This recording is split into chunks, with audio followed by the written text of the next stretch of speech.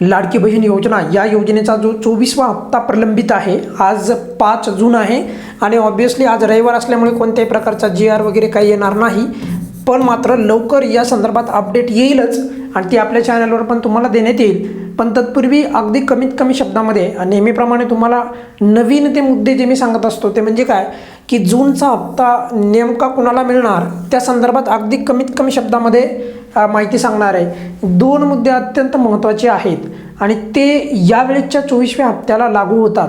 तर त्याच्यामधला पहिला मुद्दा असा आहे की जर तुमचं कागदपत्र म्हणजे कागदपत्राअभावी जर तुमचा फॉर्म रिजेक्ट झाला असेल, रिमार्क्समध्ये असं दिसत असेल, तर तुम्हाला जूनचा हप्ता येणार नाही। का बरं? कारण कागदपत्रे सध्या अपलोड करता येत नाहीत। तक्रार या पर्यायामध्ये मी स्वतः बघा व्ह्यू फाईलवर क्लिक केल्याच्या नंतर तर होतच नाही अपलोड, बरोबर? व्ह्यू फाईलवर क्लिक केलं तुम्ही, कागदपत्र अपलोड होतं का? डॉक्युमेंट्स नाही होत। तक्रार या पर्यायामध्ये गेल्याच्या नंतर मात्र अपलोड करता येतं, पण मात्र मी ज्या लाभार्थ्यांचे वेगवेगळ्या लाभार्थ्यांची तशा पद्धतीने तक्रार मी स्वतः केलेली आहे, तरी देखील त्या लाभार्थ्यांचा 10-10, 12-12 दिवस झालेत, काहींना तर 15 दिवस झालेत, अजून पण ती जी तक्रार आहे तर ती इन रिव्ह्यूमध्ये आहे। बघा म्हणजे विचार करा, अजून पण ती तक्रार पाहिलीच नाही। का बरं? पाहिली तर उत्तर काय द्यायचं हा प्रश्न पण त्यांच्या पुढे पडला आहे ना, कारण कागदपत्र तर आता लाडक्या बहिणीनं अपलोड केलं आहे, मग काय उत्तर द्यायचं? तर त्यामुळे अशा लाभार्थ्यांना यावेळेचा जूनचा हप्ता येणार नाही। त्यानंतर मग मात्र पुढे त्याच्यावर काहीतरी पर्याय निघण्याचा आपण हा मुद्दा मांडणारच आहोत।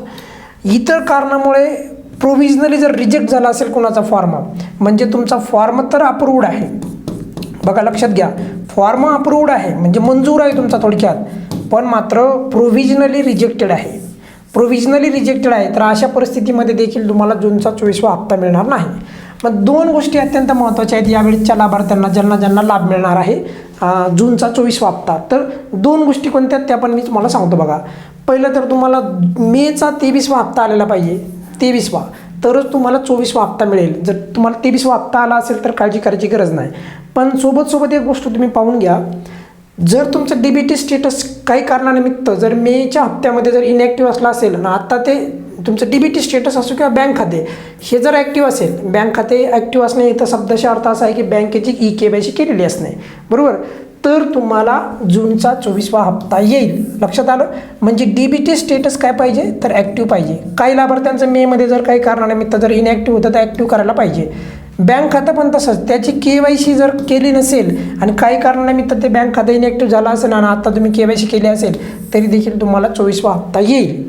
अशा पद्धतीमध्ये किंवा या एकंदरीत परिस्थितीमध्ये जूनचा हप्ता मिळवण्यासाठी या 2 कारणानिमित्तच्या लाडक्या बहिणींना सध्या तरी तुर्तास हप्ता चालू होणार नाही यांचा आपण मुद्दा मांडणार आहोत। तुमचा जेवढा आपल्या या चॅनलला रिस्पॉन्स येईल त्यानुसारच मी देखील तेवढं जीव तोडून या गोष्टी मांडण्याचा प्रयत्न करतो, बरोबर?